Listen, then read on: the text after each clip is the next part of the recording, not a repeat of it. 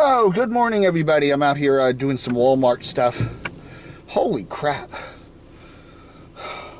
All I needed was this. You know, it's a hook rack so you can hang towels on the side of a door. Oh, my goodness. I was all over the store looking for that. Oh, my goodness. And then, you know, the problem I find at the Walmart still, there's like a shortage of a lot of things. You know, a lot of the non-essential stuff, like in the bed and bath department. It's like, they used to have 4 or 5 different models of this. Some would be chrome, some would be black, some would be whatever, tan. Now they only got one. You know, either take this one or that's it. You know, they don't have a lot of the stuff, they just don't have like the depth that they used to have. You want this or that. You want this, that's it. That's the only choice you got. They do have towel racky things, but they only have, racky. But they only have, the one type, well, okay, we're getting like Russia, we have it, but we only have one type, and if you don't like that type, that's the thing about living in America, you have multiple choices, you go in to buy an over the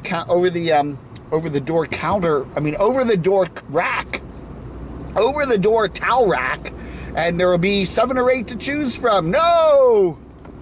We only have the one, and you must either if you buy it or don't buy it, but that's all we've got.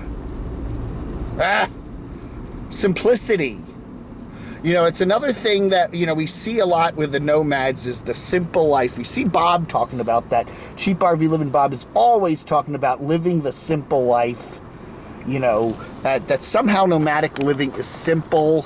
And it can be simple, but it might not be simple. It depends on how you do it, I mean, people, I don't have rent to pay. I don't have property taxes to pay. I don't have an electric bill every month. I don't have, et cetera, et cetera.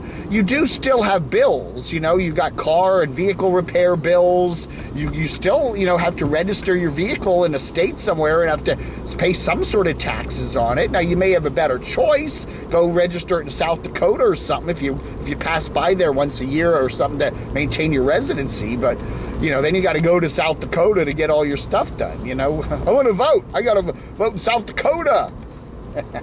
Where your vote probably won't count. We don't get into politics here. But living simply, it's like, it's not living, it's living differently. And anybody can live simply. You can live simply in an apartment or a house, okay? Just, study up. And don't go collecting a lot of junk, and don't go getting a lot of... You can have a very minimalistic experience living in an apartment or house or wherever. You don't need to be living as a nomad. There are just things in the nomadic world, the nomadic life, that are much more complicated, in this day and age than living in a house or something, And so, but some people do. Some people really do get a van, and they live simply, and they drive around in that, and they only have so much room, and they're very good with that, I think the smaller the vehicle you have, the simpler, forces you into simplicity. And it's the same thing with me. I mean, I have an apartment, and I have a shared apartment. But I do share the apartment with somebody else, and I do have, a certain fixed amount of space. I got my room, I got my sleeping closet, and I got one other closet, and I do have a bathroom. That's it. I mean, that's my personal space. So once I fill that personal space up, I'm done, I mean, the one thing about having very high ceilings is that you can, if you want, keep putting shelves up higher and higher and higher and higher. I could really cram that place up with a lot of stuff if I wanted to. So anyway, but I don't want to do that. Living simply is a constant challenge. It's something you have to constantly think about. And the one thing that I'm finding really that's difficult with living simply, even as a non-nomad, is the fact that things are reopening now after a year in the pandemic. You know, and I am a thrift store addict. I love to go to thrift stores. I love to shop for cool t-shirts and camo pants and sometimes electronics junk. I used to shop for, you know, DVDs, and I still do to some degree. I just love going to different thrift stores. And here in Western North Carolina, man, there's a thrift store every 10 feet. There really are a lot of them. You can't drive past a shopping center where there isn't some sort of a thrift store. And it's just, you know, oh, I got to check them out today. Oh, I got to check them out today. And I'm finding myself buying stuff that I probably don't need or whatever. Oh, do I need another pair of camo pants, camo shorts? Those are cool. Oh, they're 2 sizes too big, but I'll just put them in the hot wash and they'll shrink up a bit, you know. I don't know. You know, you got to constantly fight against that. People love to go shopping and buying things. That's like a relaxing thing to do in our day and age, in our society today. And you know, I don't know. Anyway, by the way, if you're here in Morganton and haven't gotten your vaccines, Table Rock Pharmacy is a good place to go. They're very nice. I got my vaccines in there. We only have 35% of the people here vaccinated, according to the local newspaper. So, I don't know. Yeah, now my camera's pointing too far down. Anyway.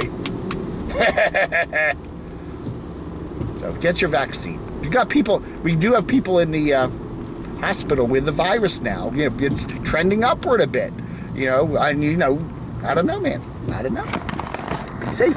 All I want, Camo Dave just wants more people to be safe so that more people can watch my channel and I get more views. And that's it. But living simply is, you know, we see a lot of, you know, we see a lot of nomads that are, okay, let it lean. Let it lean. What are you? God.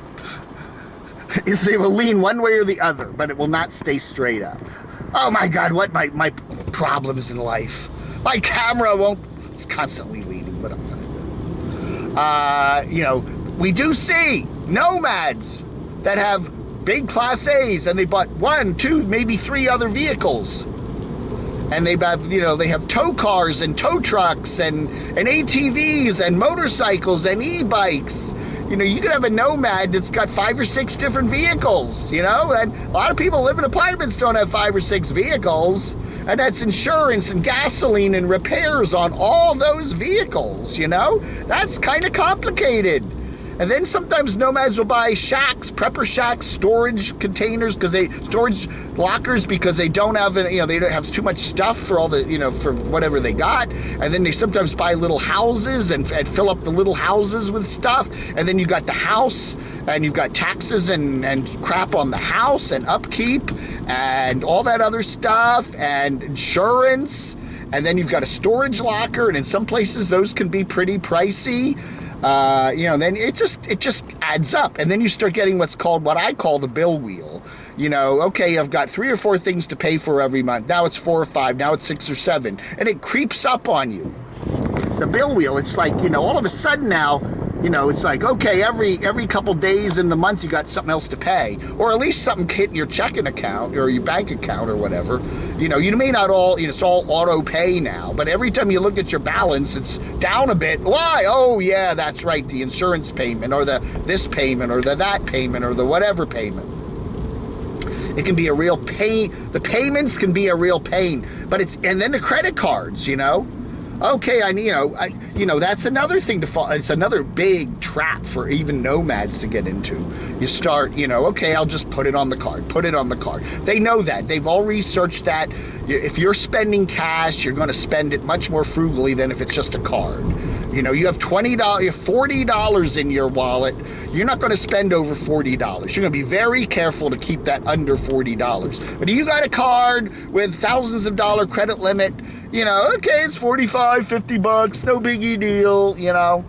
So that's another thing. And then there's the bill wheel and the interest payments and the other payments. And all of a sudden now you're living in a vehicle trying to live simply, and it's actually more complicated than it is living in a, you know, a house. And the other thing is too, okay, here's a guy walking across here.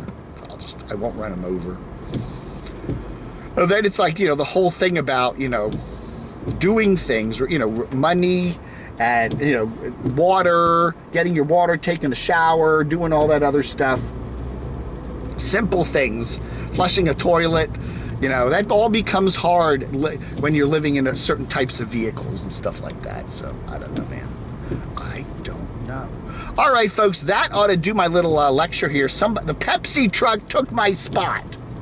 Ha! I'm not buying Pepsi. Look at this. That's my spot. The Pepsi truck took my spot. What's the Pepsi truck? I like that van. Holy cow. That's a Ford Transit. Now I'm stuck in the trap. Look at this guy. Oh, this is actually one of my neighbors. He's a very nice guy. We're blocked here. All right, anyway, how you doing? How you doing, buddy? You're driving a giant Ram truck. Try parking that. Ha! Jeepers creepers. I don't know where I'm going here. Man, the parking lot is crowded today, isn't it? If that Pepsi truck hadn't taken my spot, I don't know. That's not good. That's not good at all. Hey, right. I'll take his spot. Park under a tree, get bird crap all over my windshield. That's great. All right, everybody. Thank you so much for watching. Live simply.